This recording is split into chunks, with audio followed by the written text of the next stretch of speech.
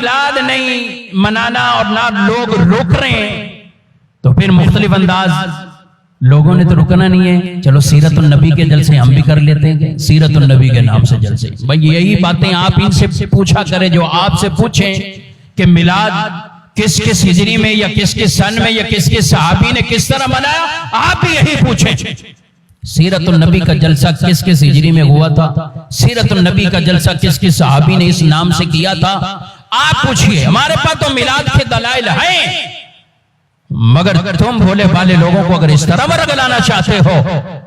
تو یہ تیر آزمائے ہوئے ہیں، یہ آزمائے ہوئے ہیں، یہ نہیں چلیں گے، یہ فیل ہو جائیں گے۔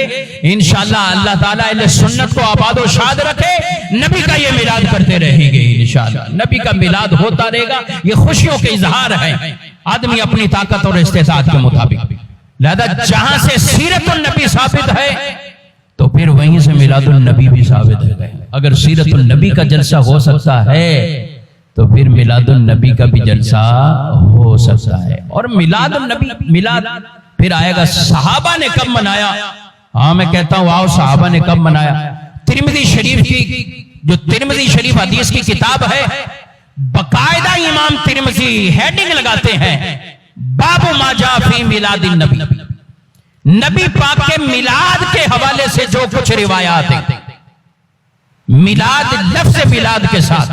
امام ترمذی رحمت اللہ تعالی علیہ۔ اور یہ ترمذی کی کتاب یہ کسی خاص اہل سنت بریلوی مکتب فکر میں نہیں، ہر مکتب فکر میں مدرسوں کے اندر یہ کتاب پڑھائی جاتی ہے، اور پھر آج کل کے دور کی بھی نہیں ہے۔ تو پوچھئے ذرا حدیث پاک کی یہ کتاب بخاری شریف کے بعد مسلم اور مسلم کے بعد ترمذی شریف کو جو ایک خاص مقام حاصل ہے، اس ترمذی شریف کے اندر باقاعدہ یہ باب باندھ کے امام ترمذی وہ روایت بیان کر رکھے گئے، وہ ہیڈنگ لگا کے یہ روایت بیان کر رہے ہیں کہ میلاد النبی کے اندر کیا چیز انہوں نے بیان فرمائی میلاد کے لفظ کے ساتھ۔ کہتے نہیں بخاری، میں نے کہا آؤ بخاری بھی پڑھ لو، بخاری بھی پڑھ لو۔ ابو لہب پکا کافر مرا، لیکن مرنے کے بعد جب اس کو گھر والوں نے، یہ بخاری کے اندر ہے، جب دیکھا نا خواب میں دیکھا، پوچھا کیا ہوا، کہ تم سے بچھڑ کے کوئی اچھائی تو نہیں ملی، مطلب تکلیفیں ہی تکلیفیں ہیں، لیکن شہادت کی اپنی انگلی کی طرف اشارہ کیا، کہا یہ ایک ہے، وہ یہ ہے کہ اس انگلی سے پیر والے دن کچھ پانی کے قطرے نصیب ہو جاتے ہیں۔ کیوں؟ کہا کہ یہ وہ بات تھی کہ جب ابو لہب کی لونڈی کنیزہ نے آ کر یہ خوشخبری دی تھی کہ تمہارے ہاں بھتیجا پیدا ہوا، تو یہ خوش ہوا حضور کی ولادت پر، یہ تھا کافر، خوش ہوا اور انگلی سے اشارہ کر کے اسے آزاد کیا کہ تم آزاد ہو، آج کے بعد اس غلامی سے تم آزاد ہو۔ بس وہ ولادت کی خوشی تھی،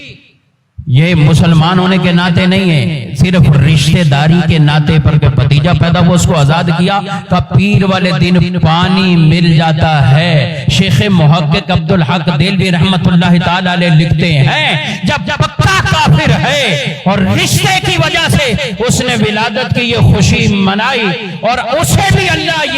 یہ عذاب میں تخفیف اور پانی اسے مل رہا ہے، کہا کہ جب مومن حضور کا امتی میلاد منائے گا اللہ اسے کتنے انعامات عطا فرمائے گا۔